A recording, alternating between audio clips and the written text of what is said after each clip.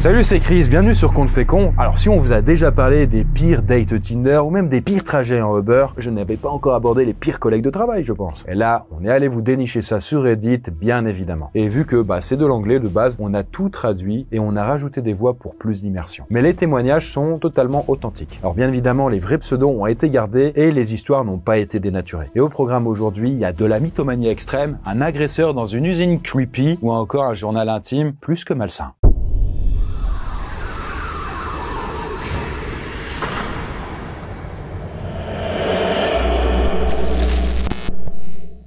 Pour cette première histoire, là, on remonte dans les années 2010 dans l'Utah, donc aux États-Unis. Alors, c'est l'histoire de Crossing Guard, donc c'est son pseudo, mais elle s'appelle sinon Mila. Et à l'époque, elle est employée chez Blockbuster. On connaît pas ça trop en France, mais c'est une chaîne de magasins qui loue des DVD et autres jeux vidéo. D'ailleurs, c'est une chaîne qui fermera complètement en 2014, mais ce n'est pas le sujet. Un jour, je vois débarquer une nouvelle collègue dans mon magasin, une certaine Lucie. C'est une femme très forte qui pèse environ 130 kilos, selon Mila, mais qui arrive surtout avec un sacré background. Elle nous dit qu'elle a récemment perdu 180 kilos pour atteindre son poids actuel. Son poids de forme, comme elle le dit. La fille faisait plus de 300 kilos. Ok, bon, d'accord. Après, c'est des Américains, on s'en est pas sur le même univers. Mais bon, en tout cas, cette Lucie avait une précédente carrière dans l'armée, et plus précisément dans les opérations secrètes.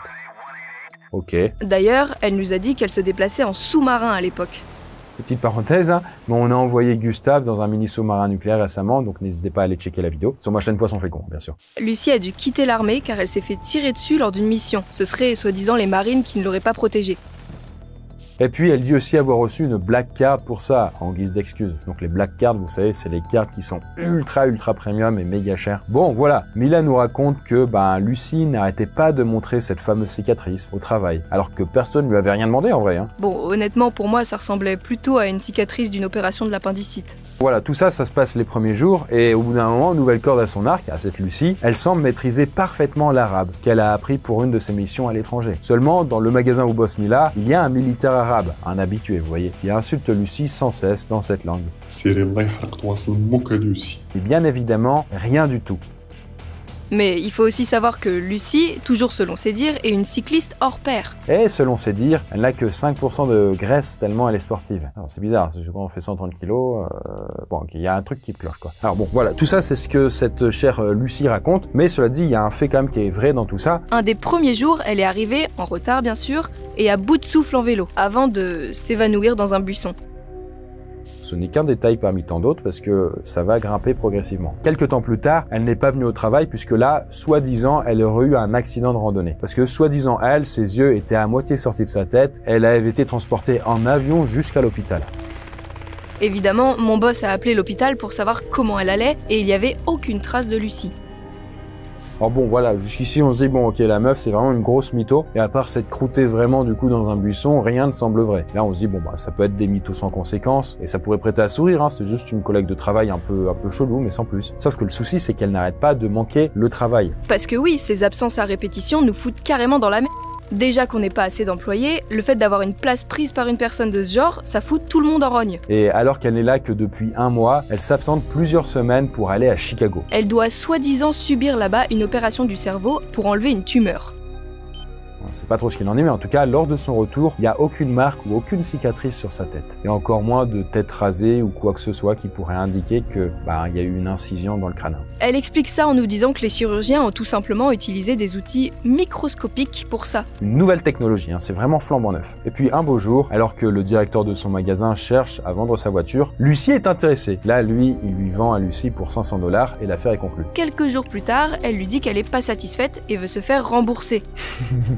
Là, le directeur du magasin refuse, il n'y a pas d'SAV, faut se calmer. Et là, Lucie, elle est tellement furax qu'elle appelle le boss départemental de la chaîne de magasins. Et elle l'appelle pour se plaindre et pour faire renvoyer son directeur. Évidemment, le directeur départemental n'a pas du tout bien pris la chose. Il a ensuite appelé mon boss, mais pas pour cette histoire de voiture, non, pour avoir laissé, je cite, cette folle m'appeler. Et du coup, en plus d'être horrible avec ses collègues, Lucie commence à l'être avec les clients. Elle les insulte ouvertement, quoi. Dans ces moments-là, je devais emmener les clients dehors et je les encourageais même à porter plainte plainte contre Lucy, dans l'espoir qu'elle se fasse renvoyer quoi. Là, Mila ensuite retournait voir Lucy à l'intérieur du magasin. Elle lui disait qu'elle avait arrangé les choses parce que du coup, Lucy avait insulté les clients sans raison quoi. Écoutez, moi à ce moment-là, je comprends pas pourquoi la meuf elle est encore là quoi. Je veux dire, en Amérique normalement, aux États-Unis normalement les gens ils sautent quand même plus facilement qu'en France quoi. Et même en France, honnêtement, c'est une raison suffisante pour un licenciement quoi, pour faute grave. Elle est aussi particulièrement violente contre les soldats de l'armée américaine. Parce que oui, d'après elle, c'est de leur faute à eux si elle avait été blessée. Mila raconte aussi que des bagarres étaient souvent à deux doigts d'éclater, tellement Lucy manquait de respect à l'uniforme qui est pourtant si cher aux Américains. D'ailleurs, un de ces soldats a vérifié dans des registres de l'armée si le nom de cette fameuse Lucy figurait quelque part, mais pas du tout, sans surprise. Un jour, Mila a confié son vélo cassé à Lucy. Voilà. Cette dernière voulait apparemment le réparer à tout prix, vu que,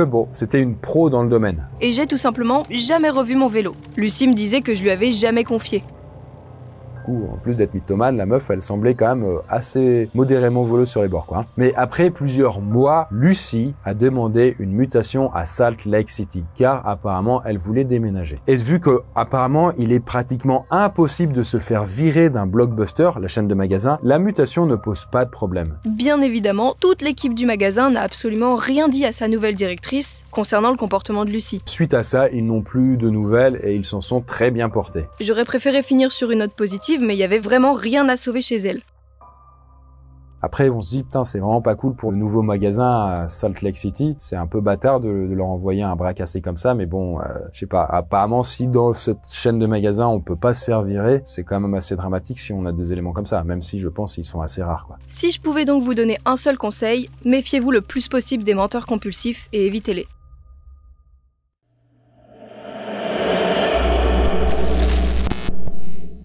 Pour notre deuxième histoire, on reste aux États-Unis, mais on file à Michigan City. Et là, c'est l'histoire de Sedate Me Now, dont on connaît pas la vraie identité. Mais pour une meilleure immersion, on l'a renommé Diego. C'est un nom qui est utilisé dans ces endroits-là, quoi. Et à l'époque, en fait, dans les années 2000, il travaille en tant qu'intérimaire dans une usine. C'était une usine assez flippante avec des machines automatisées de partout. Pour lui, ça ressemble un peu comme Midgar, vous voyez, dans le jeu vidéo Final Fantasy VII. Ça va, Doudou?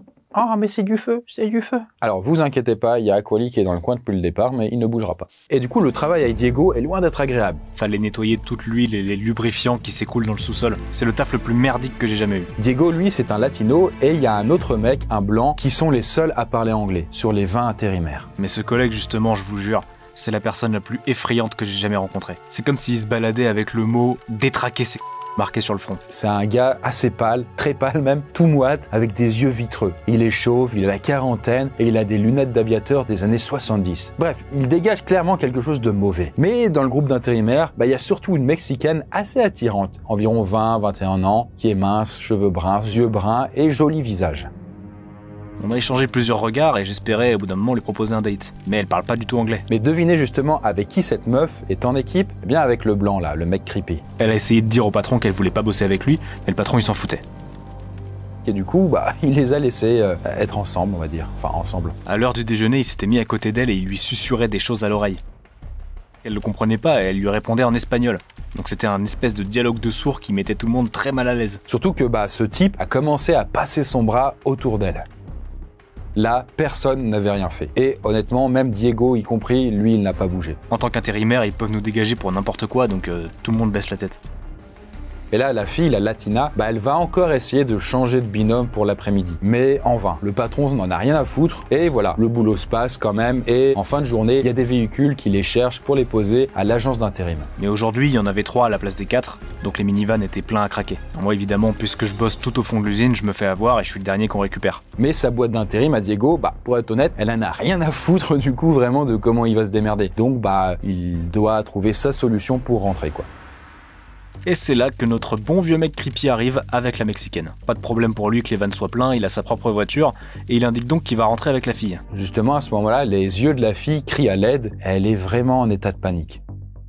Parce que y a plus de vannes, ils sont obligés de rentrer chez eux, et la fille est en même temps obligée peut-être de rentrer aussi avec ce mec bizarre. Mais en même temps, Diego se dit, mais qu'est-ce qui a pu se passer pendant la journée? Qu'est-ce que le gars lui a fait? Le boss me montre du doigt et il indique au mec creepy qu'il faut également me ramener. Et là, le mec creepy répond que j'ai qu'à me mettre sur les genoux d'un mec dans une des navettes. Tu m'étonnes, il veut rester juste avec la fille. Mais à ce moment-là, la Mexicaine me tire par le bras pour que je monte avec eux. Le mec creepy continue de refuser, mais je lui hurle d'ouvrir sa voiture, j'étais pas d'humeur pour ça. Bref, le mec est contrarié et il m'ordonne de me mettre à l'arrière de la voiture et de fermer fermer ma gueule, je cite. Et bien sûr, il demande à la fille quand même de monter devant. Bon là, Diego, il est crevé et il monte à l'arrière de la caisse, mais il se dit que quand même, le mec creepy, il a pas de nom, hein, désolé, c'est vraiment le mec creepy, bah, il aura sans doute pas les couilles de tenter une approche chelou, flippante avec la fille, sachant que lui est à l'arrière. Sauf que la voiture démarre et ils se mettent à rouler, et à un moment, bah, Diego finit par s'endormir, tellement il est claqué.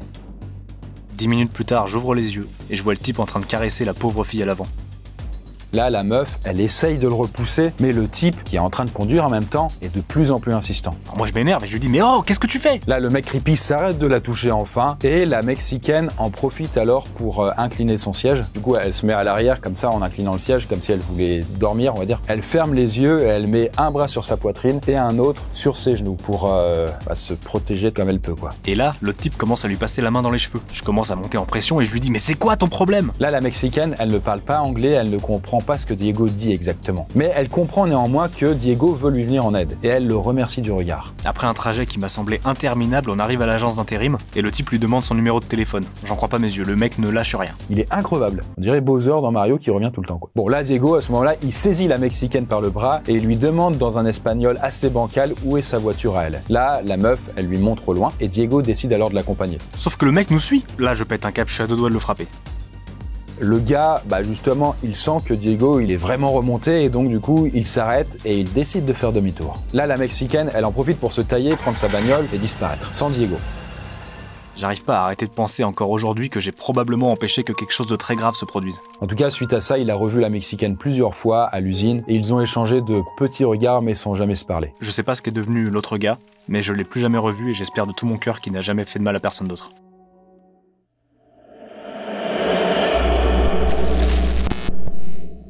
Pour cette première histoire, là, on remonte dans les années 2010 dans l'Utah, donc aux États-Unis. Rayav, donc c'est son pseudo, et en vrai, elle avait marqué juste à côté un nom barré, et on a cru deviner que c'était Lily, donc on va l'appeler Lily. Et là, bah, Lily, après plusieurs années à être passée dans la même boîte, décide de changer de travail et de déménager par la même occasion. Alors bon, son départ est un peu précipité, mais tout se passe bien pour elle. Du coup, je suis partie quelques jours dans la nouvelle ville où j'allais habiter pour visiter des appartements, et au moment de rentrer chez moi, du coup, après mes visites d'appartements, j'ai reçu un colis. Dedans, il y a des petits carnets estampillés d'un Notre amour pour toujours.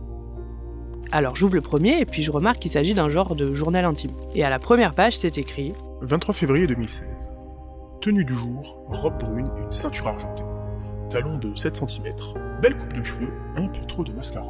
On est dans les détails. Bon, Lily comprend pas tout de suite ce qu'elle est en train de lire. En fait, là, elle se dit juste que c'est une erreur de destinataire. Alors je vérifie sur le carton et je vois que c'est bien mon adresse et mon nom. Alors je continue de feuilleter quelques pages et là je commence à me décomposer parce que je comprends qu'on parle de moi là.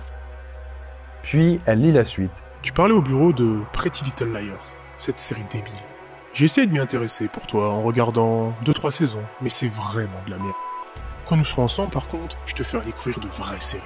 Ce que vous voyez en visuel, c'est vraiment les photos originelles du carnet qu'elle avait eu. Alors évidemment, comme je vous l'avais dit au début, tout est en anglais. Mais la suite est encore plus effrayante. Je sais que ça ne te dérangera pas de rester à la maison pour élever correctement nos enfants. C'est pour ça que les femmes sont faites, après tout. Je m'occuperai de toi dès que tu seras prête. Tu auras tout ce dont tu as besoin. Tu seras aimée et chérie. Franchement, j'en crois pas mes yeux, je réalise pas complètement ce que je viens de lire. En fait, on dirait une sorte de fanfiction, c'est très étrange. Bon bah du coup, elle en déduit qu'il y a donc un collègue qui l'espionnait tous les jours en indiquant ce qu'elle portait et surtout qui s'inventait une vie commune avec elle. Comme les Sims, mais version glauque IRL quoi. Grâce à certains détails, je comprends qui est l'auteur de tout ça. C'est Patrick. C'est une personne avec qui j'ai bossé plus de 3 ans. Elle se souvient que durant les premiers mois, tout se passait bien avec ce Patrick, jusqu'à ce que il lui propose un date. À l'époque, j'étais pas intéressée, donc j'avais refusé. Puis Patrick est devenu distant. Franchement, vu qu'on bossait pas directement ensemble, c'était pas dramatique. Surtout qu'à côté de ça, on était cordial quand on se voyait. Mais elle était loin de s'imaginer qu'il s'était réfugié dans un journal. Et donc lui, Patrick, il continue de décrire ses tenues. Chemisier rayé noir et blanc et pantalon noir. Cheveux détachés. Bientôt une nouvelle coupe. Mais le plus cringe, c'est qu'il a l'air d'écouter mes conversations avec mes autres collègues, parce que dans son journal, on retrouve des choses du genre « Ne dis pas que tu veux perdre du poids. Tu te sens mal dans ta peau? Tu devrais te délecter de ta beauté, mon amour, de tes légers défauts et imperfections. Ça me brise le cœur de t'entendre dire des trucs comme ça. Je ne serai jamais déçu si tu prends du poids. » Bref, Lily est sidérée à le lire. Pour lui, en tout cas dans sa tête, dans son journal, ils étaient vraiment en couple. Et puis bien sûr, il continue d'écrire quand je suis en vacances. J'espère que tu profites de tes vacances, ma chérie. Mais tu me manques terriblement. Cette semaine va être un pur enfer. Je compte les minutes jusqu'à lundi prochain. Parfois, il semble que tu sois sur le point de reconnaître notre véritable amour. Ça me frustre. Je ne veux pas être en colère. Alors j'attends. Alors en lisant ça, je me dis que j'étais probablement en danger pendant cette période. Qui me dit qu'il m'aurait pas embrassé de force ou pire? Parce que plus le temps passe, et à mesure qu'elle lit les différents journaux intimes, et plus il devient agressif et bizarre dans ses récits. Par exemple, il m'écrit que je dois arrêter de flirter avec un autre collègue, même s'il sait que les femmes sont programmées pour ça. Il lui dit qu'il prend sur lui parce que elle ne sait pas encore qu'il est l'homme de sa vie. Il me dit qu'il est patient, parce qu'après tout, on passera le reste de notre vie ensemble. Mais c'est de pire en pire. Il lui raconte qu'il a entendu quand elle parlait de masturbation avec une copine à elle. Et il dit que ça l'a excité et que depuis, il est allé plusieurs fois aux toilettes pour... Enfin, je vais pas vous faire un dessin. Et il écrit, du coup, ce Patrick, qu'il se rappelle d'un jour très précis, un jour qui remonte à plus d'1 an. Et ce jour-ci, en fait, on pouvait voir le soutien-gorge de Lily dépasser. Il est obsédé par ma poitrine et il écrit même qu'il est arrivé à faire une photo ce jour-là. Il a l'air très fier. Il lui écrit aussi qu'il voit ses petits sourires, qu'il sait que c'est pour bientôt, que le dénouement est proche. Puis il recommence à parler de façon très explicite de masturbation dans ses écrits. En lui disant qu'elle se prépare sans doute pour lui en faisant ça. Et il écrit encore qu'il préserve sa semence pour l'introduire dans sa douce fleur. Il dit qu'il veut garder ce sperme afin de créer Andrew Peter, notre premier enfant. Plutôt que ça finisse dans une chaussette ou sous la douche, quoi. En plus d'avoir peur, maintenant je commence à être dégoûté en lisant ces lignes. Bon, maintenant je déteste les prénoms Andrew et Peter, et pour toujours. Et là, Lily comprend que ce n'est que quelques jours après qu'elle ait lu cette page à propos de sa semence, tout ça, que elle a quitté le bureau. Parce que la dernière page du journal, elle est datée le 23 novembre 2016, et on peut lire. Comment tu peux me faire ça? Comment peux-tu abandonner notre future vie? Comment peux-tu tirer un trait sur nos enfants? Je ne veux pas être sans toi, je te suivrai jusqu'aux confins de l'univers. Je vais te trouver. Et d'autres choses un peu beaucoup creepy en fait, au possible, dans ce genre. Je précise qu'il y a eu 221 pages décrites. Après avoir parlé de ça à mes ex-collègues, j'ai appris que c'est la DRH qui avait donné mon adresse à Patrick, parce qu'il avait dit que j'avais oublié quelque chose. Mais heureusement, elle n'était pas chez elle ce jour-là, parce que comme je vous l'avais dit au début, elle visitait d'autres appartements dans une autre ville. Mais j'ai appris qu'il avait attendu 3 jours devant mon immeuble avant que les flics n'interviennent. C'est ouf. Et donc voilà, suite à cette affaire, quand elle a appris tout ça, en prévenant les flics, heureusement, eux, ils ont fait en sorte que ce Patrick ait l'interdiction de l'approcher. Sauf que cette interdiction, Patrick, il ne l'a pas respectée. Il a tenté de me kidnapper pour me prouver son amour. Heureusement, j'avais mis au courant les autorités dans ma nouvelle ville, et j'étais en quelque sorte surveillée, et donc il a été arrêté et il a fini en prison. Et suite à ça, Lily nous dit qu'après de nombreuses séances avec un thérapeute génial et beaucoup de médicaments, elle est arrivée à s'en remettre. Mais suite à cette histoire, cette mésaventure vraiment glauque, elle continue à rester sur ses gardes, au cas où. Bien, voilà pour nos histoires du jour. Vous, qu'est-ce que vous en avez pensé? Si vous aussi, vous avez vécu des histoires avec des collègues bizarres ou creepy, ce genre de choses, n'hésitez pas à en parler en commentaire. De mon côté, je suis en train de réfléchir, je me dis, est-ce que j'ai eu des collègues comme ça? Est-ce que j'ai eu des collègues bizarres comme ça? Ouais. Bon j'avoue, je galère, je trouve pas trop. Honnêtement, du coup, j'ai pas vu des cas aussi extrêmes, donc ils étaient, il y avait des gens plus ou moins atypiques, mais comme dans toute population. En tout cas, n'oubliez pas sinon que du coup, on est en train de terminer de créer une grande aventure horrifique immersive qui s'appellera Conte et qui va ouvrir sur les pentes de Croix-Rousse, comme une sorte d'escape game, mais où il n'y a pas d'énigme, dans plus de 400 mètres carrés en fait de locaux, où vous allez passer parfois dans le noir, ou parfois du coup, il va y avoir des zones éclairées avec des décors flippants, il y aura pas mal d'acteurs. Bref, un truc vraiment sensationnel, je pense. N'hésitez pas à suivre en tout cas les actualités de tout ça. Et sur ce, nous on se retrouve pour une prochaine vidéo. Bye bye.